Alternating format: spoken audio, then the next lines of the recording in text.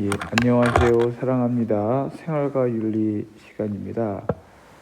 예, 오늘은 지난 시간에 이어서 그 생명윤리, 이 생명을 갖고 실험하는 동물 실험과 관련해서 지난 시간에 이어서 이제 동물의 권리를 어떻게 부르느냐, 이 동물의 권리 문제에 대해서 배웠습니다. 여러분들 이건 동물 실험에 있어서 굉장히 중요한 문제입니다. 즉 우리가 이 동물의 권리를 어느 만큼 인정해야 되느냐, 또는 아니다, 인간과 동물은 엄연히 다른 존재이다, 인간과 동물 다른 종이고, 이제 그렇다라고 하면 인간이 더 소중하기 때문에 인간과 똑같은 동물의 권리는 필요 없다라고 하는 이제 이러한 문제가 발생할 수 있어요. 그래서 이 동물의 권리를 이제 어떻게 바라보느냐에 따라 적극적으로 동물의 권리 인정해 주자라고 하는 이제 사상가들이 있고, 이제 그렇지 않은 사상가들이 있습니다. 그래서 이제 특히 서양의 다양한 이 동물의 권리 관련돼서 기존에 우리가 배웠던 칸트 같은 경우도 나오고요. 이제 새롭게 현대에 와서 특히 이제 오늘날, 왜냐하면 과거에는 이런 동물의 권리를 가급적 인정 안 하는 입장이었어요. 근데 이제 최근에는 이 동물의 권리를 적극적으로 좀 인정하자라고 하는 분위기가 확산되고 있어서 이제 동물의 권리를 주장하는 사상가들까지 배우게 되는 겁니다. 자, 여러분 교과서 61쪽입니다. 61쪽.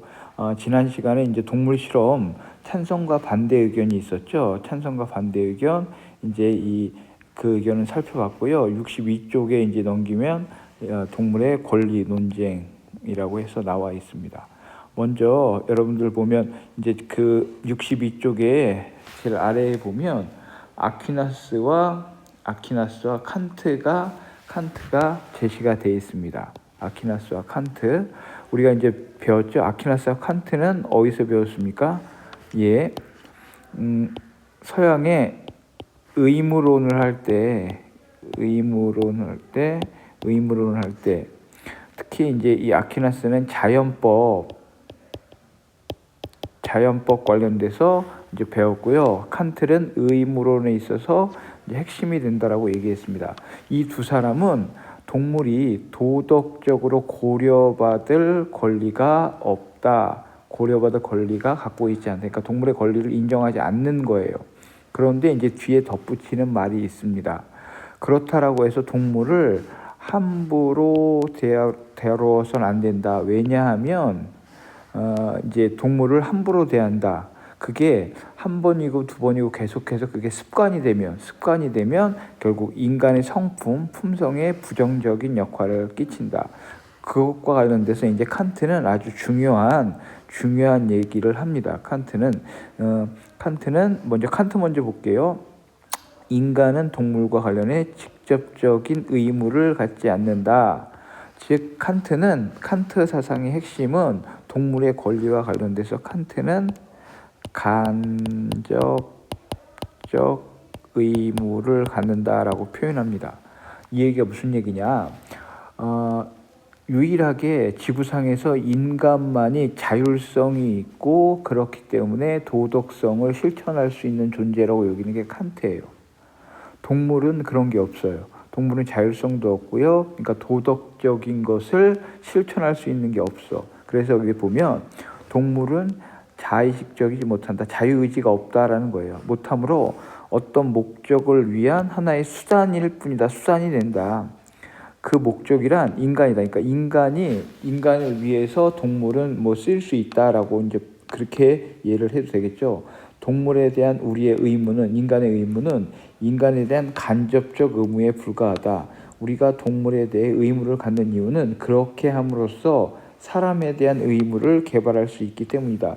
비슷해요. 아까 얘기했던 인간의 성품, 즉 동물을 직접적으로 권리를 인정하지 않아도 된다. 그렇다라고 함부로 대하지는 말라는 거예요. 칸트의 생각. 왜? 함부로 대하면 처음, 두 번째, 세 번째 이제 그러한 속성, 잘못된 속성이 인간이 인간을 대할 때도 나타날 수 있기 때문에 이걸 칸트는 인간이 동물에 갖는 간접적 의무다라고 얘기한 거예요. 칸트. 자, 이제 아퀴나스 볼게요. 사물의 질서는 불완전한 것이 완전한 것을 위해서 존재하는 방식으로 이루어지는데 식물은 동물을 위해, 식물은 동물을 위해, 식물과 동물을 비교하는데 식물과 동물 중에는 동물이 좀 더 위에 있다는 거예요. 존재하고 그러한 동물은 모두 인간을 위해 존재한다. 인간이 동물에게 동정 어린 감정을 나타내면 그는 그만큼 더 동료 인간들에게 관심을 가진다. 아퀴나스는 가장 이제 이 꼭대기에 인간이 있다. 그 밑에 동물, 식물. 그래서 식물은 동물을 위해서, 동물은 인간을 위해서, 인간의 목적을 위해 쓰일 수 있다라고 해서 아퀴나스나 칸트 둘 다 인간은 동물의 권리, 도덕적 권리를 고려하지 않는 입장이에요. 않는 입장. 아퀴나스와 칸트였습니다. 자, 그래서 이제 동물에 대한 잔혹한 처우에 반대하는 이유는 그것에 대한 잔혹함이 인간에게 조장할 수 있기 때문에 계속 이어지는 거예요. 그러니까 직접적 의무는 아니다. 간접적으로. 자, 반면에 동물은 도덕적으로 고려받을 권리가 있다. 동물은 도덕적으로 고려받을 권리가 있다라는 입장입니다. 대표적인 게 우리 배웠어요. 공리주의, 벤담. 공리주의자 벤담은 동물도 고통을 느낌으로 도덕적으로 고려받을 권리를 가진다. 그래서 여기 이제 중요한 말이 나옵니다. 뒤에도 계속 나올 거예요. 쾌고 감수 능력. 이제 벤담이 나오고 그 다음에 나오는 사람이 싱어예요. 싱어도 공리주의자인데 벤담과 싱어 둘 다 공리주의 입장에서 동물은 쾌고 감수 능력, 쾌락과 고통을 느낄 수 있는 존재란 뜻이에요. 쾌고 감수 능력은 쾌락과 고통을 느낄 수 있는 존재. 그러니까 동물도 기뻐할 수 있고 아파할 수 있다는 거예요. 그렇기 때문에 동물의 이익도 평등하게 고려해야 된다. 그래서 이익평등 고려의 원칙이라고도 쓰는데 동물의 이익도 사람의 이득처럼 평등하게 고려해야 한다. 그렇기 때문에 동물 실험과 관련하여 그는 동물 실험이 동물에게 고통을 주기 때문에 기본적으로 반대한다. 누가? 벤담이나 싱어 반대한다라는 입장입니다. 자, 레건이라는 사람이 또 나와요. 레건은 1살 정도의 포유류는 자신의 삶을 영위할 수 있는, 스스로 삶을 영위할 수 있는 능력이 동물에게도 있다. 즉 믿음, 욕구, 지각, 기억, 감정 등을 자신의 삶의 주체가 될 수 있으므로 동물들도 그들의 삶의 어떤 주체가 될 수 있으므로 인간처럼 내면적 가치를 지닌다. 자, 내면적 가치. 어떻게 보면 벤담과 싱어보다 한 단계 더 나가는 거죠. 벤담과 싱어는 동물은 아파하니까 아파하지 않게 해라 라는 공리주의 입장에서 했다라고 하면 레건은 한 단계 더 나가서 어떤 내재적인 가치를 갖고 있다라고까지 주장하는 겁니다. 그렇기 때문에 레건은 동물 실험과 관련하여 과학의 발전을 위해 동물에게 고통을 주는 것은 동물의 내재적 가치를 존중하지 않는 것이고 단지 동물을 인간의 목적을 위한 수단으로 이용하는 거기 때문에 안 된다라고 얘기합니다. 안 된다라고. 특히 여러분들 이제 오늘날 특히 이 동물보호법이 굉장히 강화되고 있죠. 그래서 이제 본인이 키우던 반려묘를 학대하거나 함부로 대하면 이제 처벌을 받습니다. 처벌을 받아요. 그래서 동물의 생명을 보호하고 안전을 보장하고 복지 증진을 깨워야 한다라고 이게 점점 강화되고 있어요. 자, 여러분 여기 보면 자료 플러스에 동물 실험의 3R 법칙이라고, 이건 이제 여러분들이 혹시 의과 관련된 또는 수의학과 관련된 어떤 진로를 고민하는 친구들이 이제 자료를 찾다 보면 꼭 나오는 얘기인데, 무슨 얘기냐면 동물 실험을 지난 시간에 배웠죠. 대체할 수 있는 줄일 수 있는 그런 방법들을 지속적으로 모색하고 있다라고 했어요. 그래서 동물 실험과 관련돼서 실험에 이용하는 동물 수를 감소시켜라, 개선, 동물이 받는 고통을 최소화시키기 위해 절차를 개선해라. 그러니까 고통을 덜 주도록 대체 다른 것으로 바꾸라는 거죠. 하위 동물이나 컴퓨터 모의 실험과 같은. 그래서 여기에 다 시작이 R자로 시작했기 때문에 동물 실험의 3R 법칙, 인도적인 실험 기술의 원리에서 최근에 이제 강조되고 있는 내용입니다. 강조되고 있는 내용이에요. 일단 여러분 교과서 내용을 하고 EBS 교재로 다시 정리할 테니까, 자, 동물의 권리 찬성과 반대의 입장이었고요. 이제 원전 탐구 보면 동물의 권리에 대한 벤담의 관점을 다시 한번 서술하고 있습니다. 자, 벤담은 공리주의 입장이에요. 공리주의 볼게요. 자연은 인류를 두 군주에 지배. 이 두 군주가 쾌락과 고통 이 두 가지를 얘기하고 있습니다. 하나는 쾌락이고 다른 하나는 고통이다. 우리가 앞으로 무엇을 할 것인지 그리고 무엇을 해야 할 것인지는 모두 이 두 군이니까 쾌락과 고통을 따질 수밖에 없게 된다.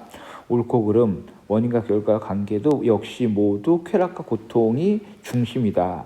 동물들이 폭군이 아닌 누구도 그들에게 빼앗아 갈 수 없는 자신의 권리를 획득할 날이 올지도 모른다. 그러니까 동물의 권리도 그들의 고통도 줄여가야 되는 게 이제 중요해졌다라고 얘기하는 겁니다.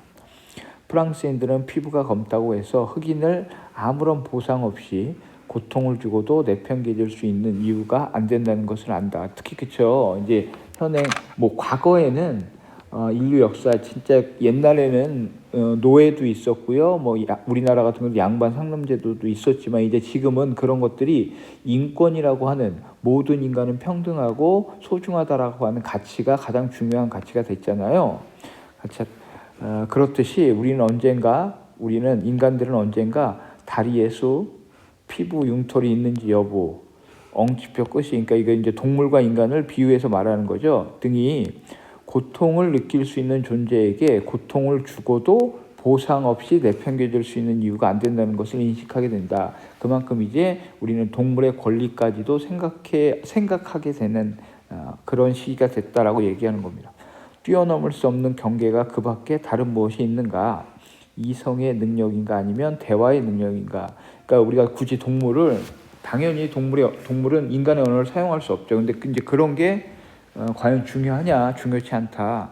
완전히 자란 말이나 개는 하루나 일주일이나 한 달이 된 유아와는 비교할 수 없을 정도로 말이 더 잘 통하니까 우리가 동물을 하찮게만 여겼는데 실제 갓 태어난 인간보다 말이나 개들이 훨씬 합리적인 동물이다라고 얘기할 수 있는 거예요. 그만큼 이제 동물의 권리를 인정해 줘야 된다라는 논조로 계속 쓰고 있습니다. 그렇지만 그것들이 설사 그렇지 않다라고, 그러니까 비록 인간과 같은 능력이 없다 하더라도, 동물에게 그런 능력이 없다 하더라도 그들이 이성을 가졌는가, 말을 하는가가 아니라, 그러니까 이성이 없더라도 말을 못 하더라도 무엇이 핵심이냐? 동물들도 고통을 느낄 수 있다라고 하면 그 고통에 대해서 우리가 이제는 외면하면 안 된다라는 입장이에요.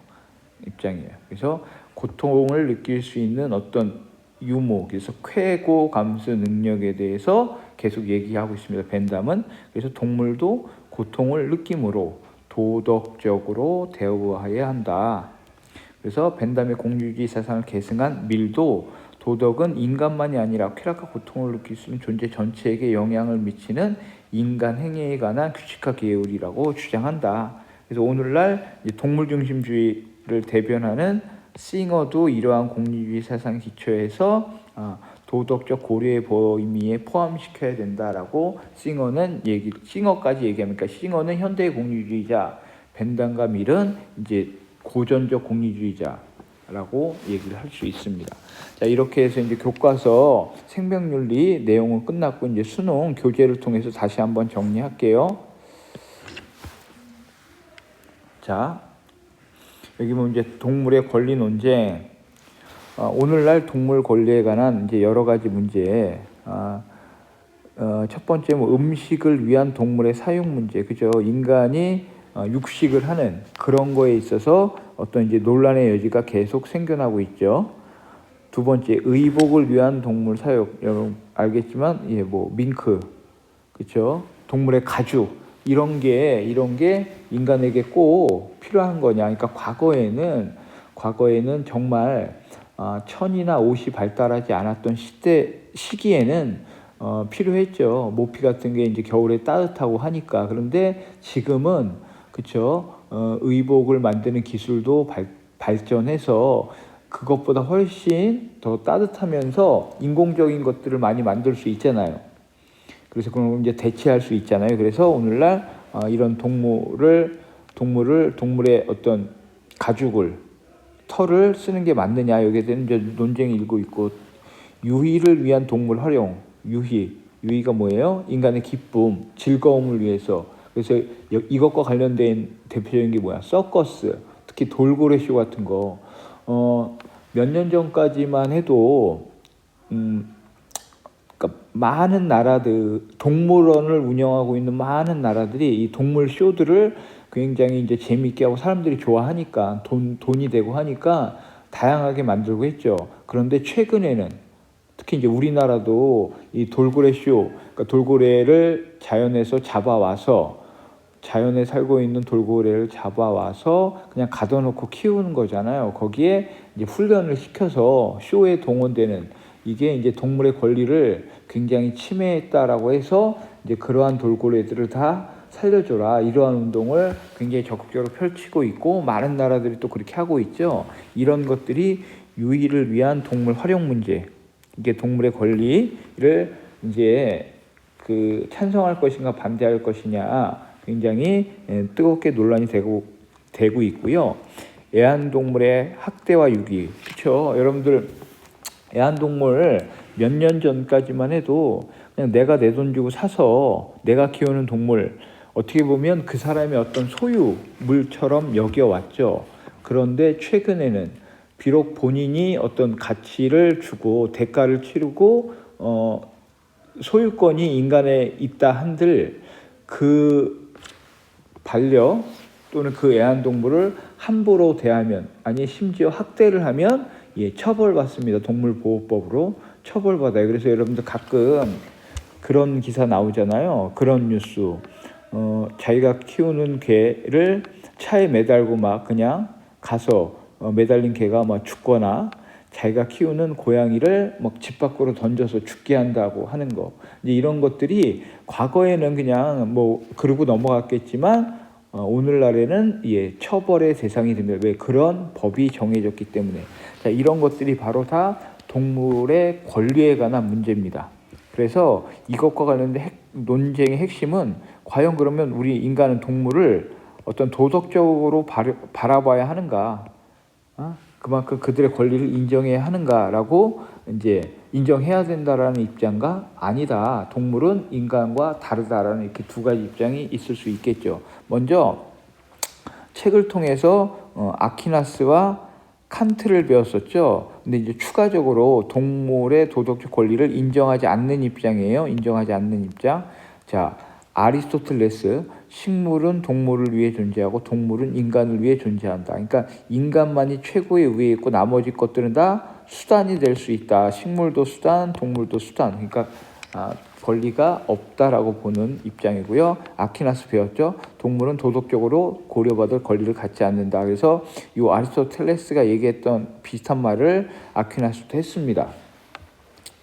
자, 데카르트는 동물을 기계에 비유했어요. 자, 데카르트가 한 얘기입니다. 동물은 그냥 자동 인형 또는 움직이는 기계에 불과하다. 그만큼 동물은 고통이나 쾌락을 경험할 수 없는 인형과 같은 기계와 같은 존재이기 때문에 함부로 할 수 있다라고 데카르트도 동물의 권리를 이렇게 인정하지 않았어요. 칸트, 동물은 자의식을 가지고 있지 않다. 인간이 갖고 있는 자의식, 도덕 이런 게 없다라고 하는 거죠. 그렇기 때문에 어떤 인간의 목적을 위한 수단이 될 수 있다. 다만 동물에 대한 인간의 의무는 어떤 의무? 간접적 의무, 직접적 의무가 아니라 간접적 의무라고 얘기를 다시 한번 하고 있습니다. 자, 코헨이라는 사람이 나오네요. 코헨. 동물은 윤리 규범의 고안 능력이나 자율성 등이 없으므로, 칸트와 비슷하네요. 자율성 등이 없으므로 도덕적 권리가 없다. 의학 발전과 인간의 수많은 업적은 동물 실험으로 얻을 수 있고 결국 인간을 위해 동물은 이렇게 실험으로 쓰일 수 있다라고 동물의 권리를 인정하지 않는 대표적인 사람입니다. 아리스토텔레스, 아퀴나스, 데카르트, 칸트, 코엔 모두 공통점은 동물의 도덕적 권리를 인정하지 않는다라고 하는 겁니다. 자, 이제 여기 이제 칸트의 인간 중심, 인간을 가장 목적으로 대우하라고 하는 인간의 어떤 중심에서 동물의 도덕적 권리를 인정하지 않는다라고 하는 걸 이렇게 길게 예화로 써내 있네요. 예. 자, 이제 동물의 권리를 인정하는 입장도 한번 살펴보겠습니다. 우리가 벤담하고 싱어, 레건을 책에 배웠죠. 역시 그 세 사람이 정리되어 있네요. 먼저 벤담, 공리주의 입장에서 동물도 고통을 느끼기 때문에 도덕적으로 고려할 필요가 있다. 싱어 마찬가지입니다. 동물은 쾌고 감수 능력을 갖고 있기 때문에 동물의 이익도 평등하게 고려해야 된다. 이익 평등 고려의 원칙이라고 얘기합니다. 싱어. 자, 레건, 삶의 주체라는 말을 표현했던 것 같은데, 자, 1살 이상 정도의 포유류는 자신의 삶을 영위할 수 있는 능력이 있다. 그렇기 때문에 동물들도 자신이 갖고 있는 삶의 주체가 될 수 있으므로 인간처럼 내재적 가치를 지닌다. 그래서 동물을 인간의 목적을 위한 수단으로 이용하는 것은 부당하다. 그래서 여러분들 실제 요 싱어와 레건 나중에 여러분 2학기 때 가면 환경윤리 단원에서도 역시 이제 동물 중심주의라는 걸 배우는데 그때 또 한 번 반복이 될 거예요. 어쨌든 싱어는 이익평등 고려의 원칙에서 동물의 도덕적 권리를 인정해야 된다. 레건도 동물의 도덕적 권리를 인정해야 하는데 동물의 어떤 내재적 삶의 가치, 삶의 주체를 강조하는 사람입니다. 그래서 보면 레건, 동물의 권리론 인정한다라는 입장이죠. 인간과 인간이 아닌 삶의 주체는 존중받을 도덕적 권리를 갖는다. 그러니까 인간만이 그 삶의 주체로서의 존중을 받는 게 아니라 인간이 아닌 것도 마찬가지다. 이러한 권리를 가진 개체들은 결코 마치 다른 것들을 위한 자원인 것처럼 대우받아서는 안 된다. 그러니까 하나의 도구로 여겨져서는 안 된다. 특히 다른 것들의 이익을 위해서 의도적으로 해를 입어서는 안 된다. 동물의 권리론 레건이 쓴 책입니다. 레건에 따르면 정상적인 인간은 도덕적 행위자로서의 도덕적 지위를 지닌다. 당연하죠. 다른 포유동물들은 도덕적 무능력자이지만, 그러니까 도덕이라는 것이 인간과 동등하기에 인간들처럼 그런 고차원적인 도덕이 없지만 그걸 무능력자라고 표현했어요. 감각적 생활을 할 뿐만 아니라 희망과 목적을 추구할 수 있는 삶의 주체이기 때문에 그렇죠. 동물들도 살아가는 이유가 있겠죠. 어떤 동물들 자신만의 어떤 삶을 추구해 나가겠죠. 당연히 그런 걸 무시해서는 안 된다. 그렇기 때문에 역시 도덕적 지위를 갖는다라고 이제 레건은 이렇게 주장을 하는 겁니다. 여러분 실제 2019년도 대학 수학능력 평가에 칸트와 싱어 관련돼서 이제 이런 문제가 나왔다는 거예요. 자, 칸트 갑을 볼게요.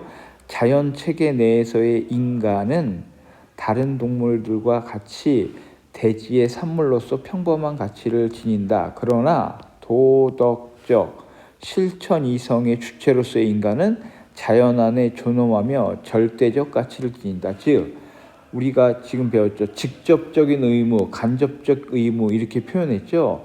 칸트는 동물에게 인간은 직접적 의무가 아니라 간접적 의무를 갖고 있다고 했어요. 왜?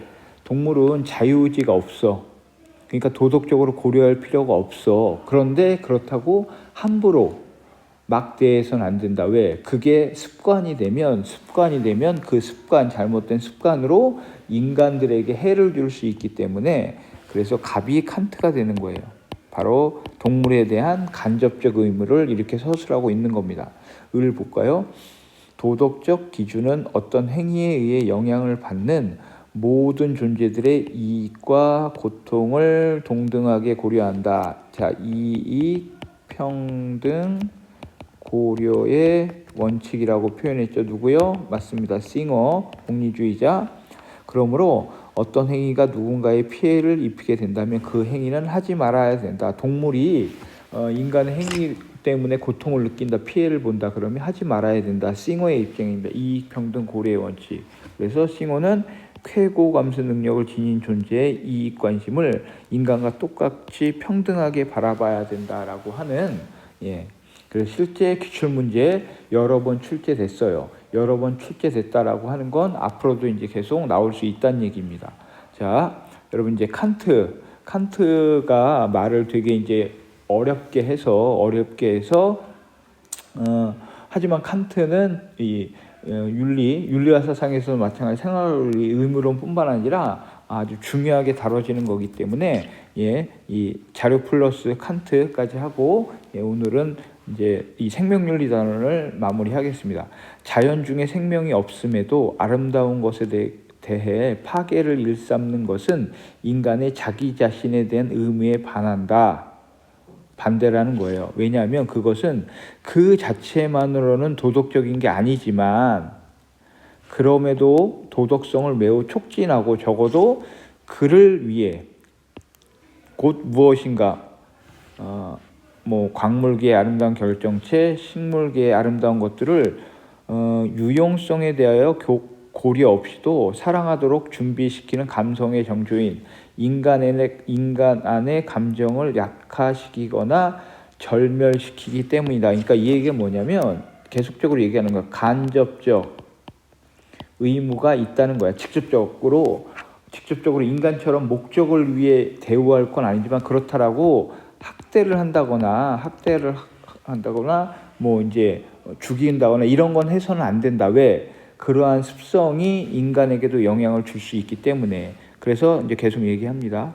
동물은 이성은 없지만 생명이 있는 일부 피조물과 관련하여 동물들을 폭력적으로 그리고 동시에 잔악하게 다루는 것은 인간의 자기 자신에 대한 의무와 내면에서 더욱 배치되는 것이다. 그렇죠?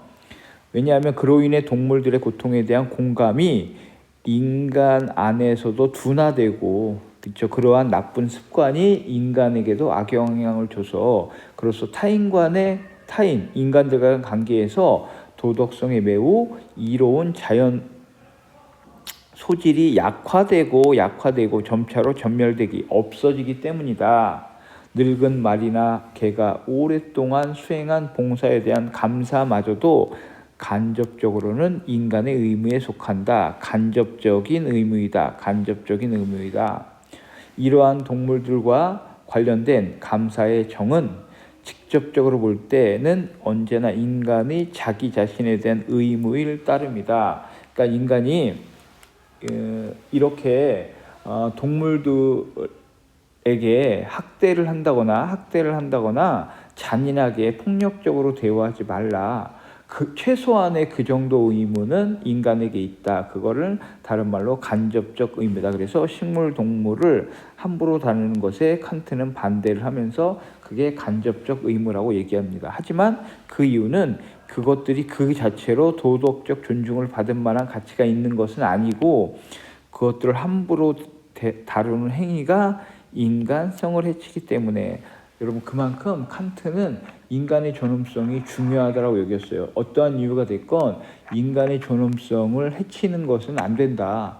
그게 이제 동물을 통해서도 그게 그렇게 될 수 있기 때문에 식물을 함부로 대해서는 안 된다라고 하는 간접적 의무를 얘기하고 있습니다. 여러분들, 그래서 다시 한번 이제 동물 윤리와 관련해서는 지금 특히 칸트, 싱어,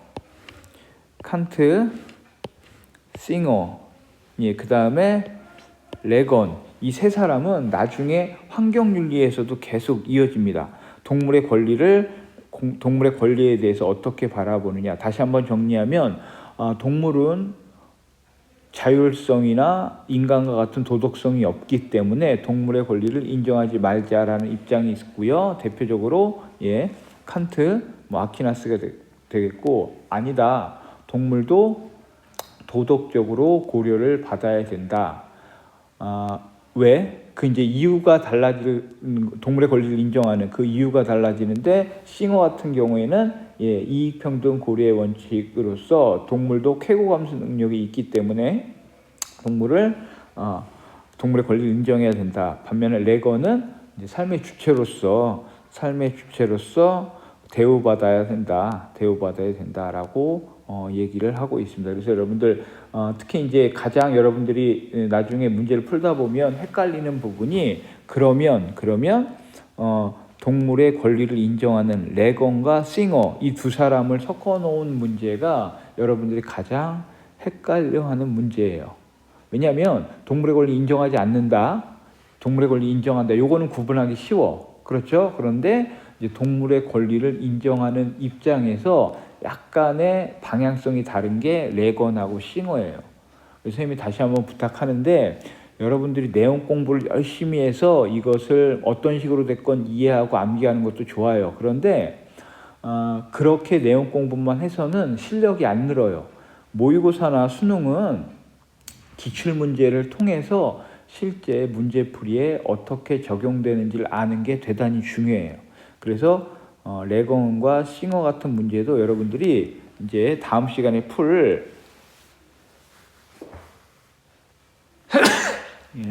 다음 시간에 풀 이 기본 문제 그리고 실전 문제를 통해서 이렇게 문항은 출제되는구나 이해하는 게 가장 중요하고, 그게 여러분들 이제 실력을 키우는 겁니다. 그래서 오늘 수업 이 생명윤리 단원이 일단 다 끝나고 다음 시간에 이제 기출 문제, 수능 기본 문제 4문제, 그다음에 실전 문제 4문제를 풀어줄 거예요. 그다음에 다음 3차 시대는 이제 최종적으로 2021학년도 1차 지필평가에 대한 시험 안내, 최종적인 범위나 문항 같은 걸 안내할 거예요. 그러니까 다음 3차 시대 여러분들 다시 잘 주목해서 듣고 오늘 배운 내용 잘 복습하고, 다시 한번 말씀드리지만 문제풀이를 꼭 해보시기 바랍니다. 오늘 선생님이 지금 강의 요 3분